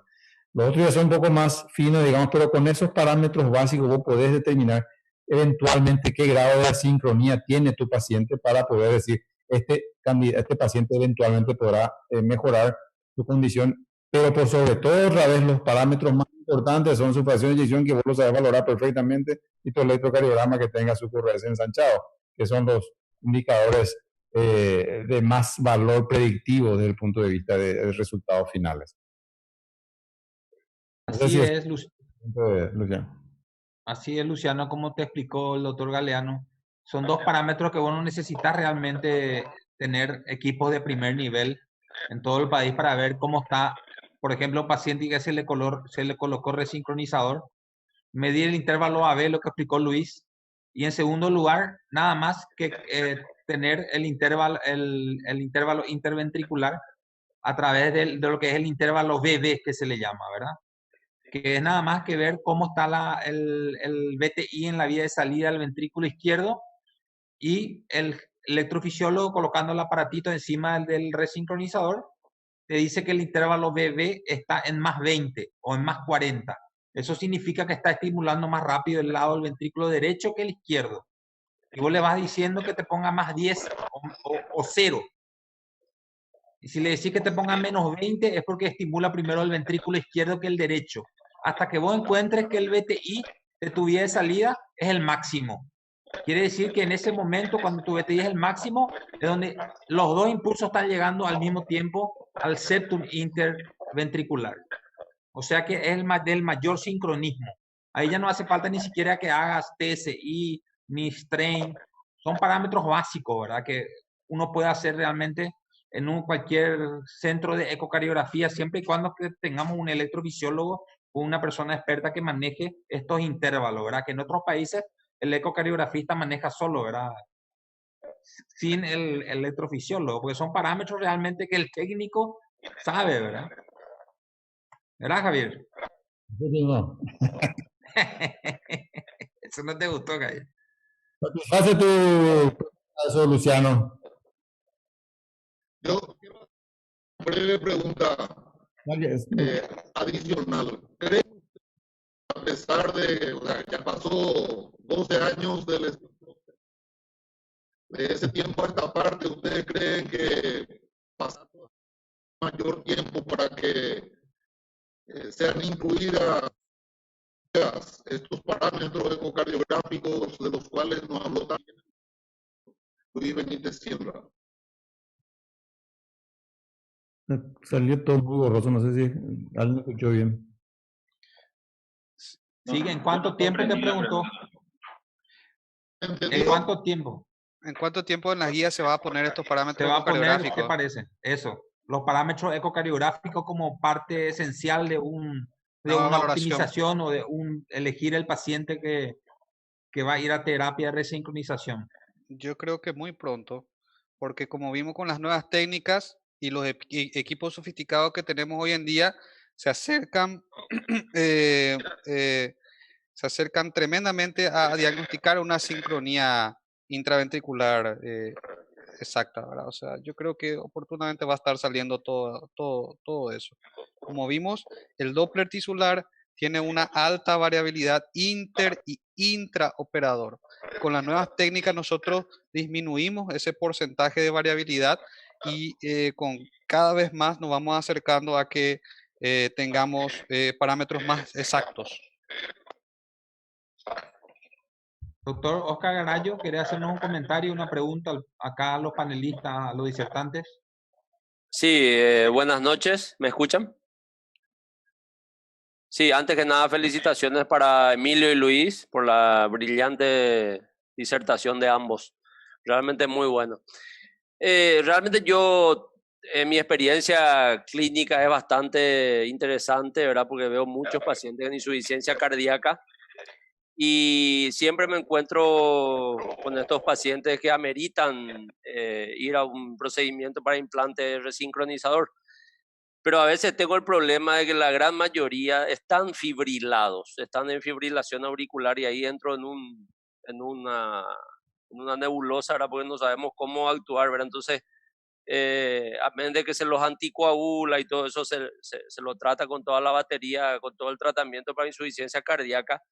Le quiero preguntar a Javier si es factible o es prudente hacer una ablación quirúrgica del nódulo auriculoventricular y después proceder al implante del marcapaso con el cardiofibrilador, o sea, con el resincronizador. Y según las guías dicen que los beneficios en mortalidad y morbilidad mejoraron también con la adición del cardiofibrilador. A veces por una cuestión económica no podemos llegar a todo ello, ¿verdad? Pero si es posible esa posibilidad, Javier. ¿Qué tal, Oscar? Gusto en saludarte. Hace mucho. Igualmente. Oscar, es muy cierto lo que decís. En el paciente con fibrilación auricular, no es que no esté indicado la resincronización cardíaca. Aún en ese subgrupo de pacientes, porque el paciente con fibrilación es un subgrupo de pacientes, hay beneficios de la terapia de resincronización cardíaca, más aún si es que tienen bloqueo de rama izquierda. Y lo que sí, posterior al implante del resincronizador, tenemos que hacer lo que se llama la ablación del nodo AB. ¿Por qué? Porque si el paciente está fibrilado, la conducción es variable. Ustedes saben bien que eso, el ciclo RR va variando constantemente. Entonces, nosotros tenemos que asegurar por lo menos un 98% de marcapaseo. O sea, idealmente un 100%, que el paciente esté marcapaseado. ¿Y cómo vamos a lograr eso? Lo ideal es hacerle la evaluación del nodo AB, entonces aseguramos que el paciente quede totalmente, digamos, dependiente del marcapasos, porque si no medicamentos, por lo general vamos a tener que agregarle un montón de medicamentos con una serie de efectos colaterales sobreañadidos y no vamos a llegar a ese target de por lo menos un 98% o 100% idealmente de marcapaseo para que el paciente pueda tener ese beneficio clínico real. Porque no es lo mismo que le pongamos el resincronizador y el paciente sigue fibrilado y el resincronizador le ayuda al 50% del tiempo. Ese paciente no va a ser respondedor, ese paciente no va a mejorar. Entonces, colocarle, perdón, el resincronizador y hacerle la evaluación del nodo AB, asegurando marcapaseo todo el tiempo. Ese paciente va a mejorar. Por supuesto, si tiene los otros criterios adicionales. Excelente, excelente. Genial, Javier. Emilio, rápidamente nos podés decir, por favor, en el electro, un paciente con resincronizador, qué es lo que tenemos que ver para que sepamos que el paciente está optimizado en su resincronizador. Y ¿Qué te recordar parece nomás que tenemos que que, ver? claro, sí, recordar que él tiene que ser el vector dirigido hacia, o sea, el eje eléctrico del QRS dirigido contrario a lo que es D1, ¿verdad? O sea, D1 debería ser negativo, D6 también negativo, y B1 debería ser positivo, o por lo menos tener una onda R positiva. Otra cosa que quizás se debería ver, pero no está un poco cuestionado, es muy limitado, es el ensanchamiento QRS, ¿verdad? Obviamente disminuye un poquito el ensanchamiento QRS porque hay una fusión de ondas y de tiempo de despolarización que obviamente no sigue el tejido normal de conducción, por eso no va a ser estrecho estrictamente hablando. Inclusive, Javier va a concordar, es que inclusive siendo muy estrecho podría ser inclusive como una fusión o pseudofusión y no estaría realmente sincronizado, no sería bueno eso, ¿verdad? Entonces, básicamente, lo que es contrario a D1, o sea, negativo D1 y positivo, cierta positividad en B1 son parte de ese algoritmo que hablamos que tiene una alta sensibilidad, especificidad para sincronización. Excelente, Emilio. Bueno, excelente, muchachos. Espectacular la ¿Alguna otra reunión. pregunta tienen? Solamente una pregunta del público hicieron por el tema muy árido realmente. Si es que creo que Luis ya había dicho eso, si es mejor colocar, ya que le colocamos un resincronizador, colocarle también un desfibrilador al mismo tiempo, ¿verdad? Si conviene más, si es mejor, disminuye la mortalidad. Javier, si quieres contestar eso, ¿cómo es tu experiencia en eso? Bueno, la mayoría de los pacientes, acuérdense de todas las guías, en la mayoría de los casos se superponen a la indicación de cardiodesfibrilador con resincronizador. Entonces, pues, por lo general, estos pacientes reciben beneficio del implante de un cardiodesfibrilador, o sea, de un resincronizador asociado a un cardiodesfibrilador. ¿Y Javier, alguien tiene algún? una pregunta. Sí. Allí no es necesario someterlo a una evaluación por Holter al paciente para decir tiene una densidad de taquicardia ventricular alta, entonces Porque tenemos que ponerle. un escenario, un paciente de 30%, un dilatado con 30% de fracción de eyección, ya entras en criterio de prevención primaria Correcto. desde el punto de vista de indicación de un cardiodesfibrilador. Y aparte tener un QRS ensanchado, el paciente está en clase funcional 2, por supuesto, tiene que tener un cardiodesfibrilador más un resincronizador.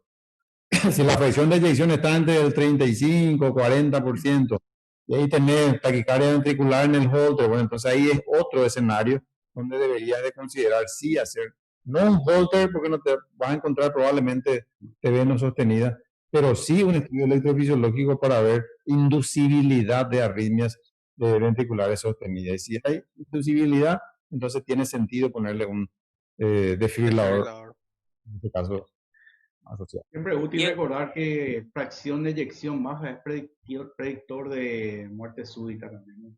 Cuanto más bajo, con más razón, ¿no? Entonces, como terapia antiarrítmica, allí la amiodarona tiene mucho más beneficio que la digoxina, por ejemplo, porque habitualmente se está acostumbrado a usar digoxina cuando hay baja fracción de eyección, pero para la prevención de las arritmias ventriculares malignas o que estas progresen a una AFB, la amiodarona ha demostrado superioridad. Sí, ayuda, pero desde el punto de vista de beneficio neto en términos de mortalidad, prácticamente nada eso, Oscar. Entonces, lo ideal, si vamos a entrar en términos de prevención primaria en un paciente con deterioro severo de la presión de eyección isquémico o no isquémico, es el que que ha demostrado una reducción importante de mortalidad, es el cardiofibrilador. No, digo, asociado al cardiofibrilador y al resincronizador, usar como terapia coadyuvante amiodarona también. No, depende si tiene si tiene eventos relativamente frecuentes, pues si tiene eventos muy frecuentes, lo que se indica es hacerle una ablación de la arritmia ventricular, no como prevención de muerte súbita, sino para disminuir la frecuencia de choques en ese tipo de pacientes. Correcto. Gracias, Javier. Súper. Bueno, en honor al tiempo, entonces, yo creo que estuvimos muy bien para la primera reunión y dentro de un mes nos vamos a ver todos juntos otra vez con temas un poco más áridos todavía. Todos temas de actualización. Excelente. De actualidad, perdón. Muchas gracias. Bueno, muchas gracias a la gente que nos estaba viendo. Gracias. Buenas noches para todos.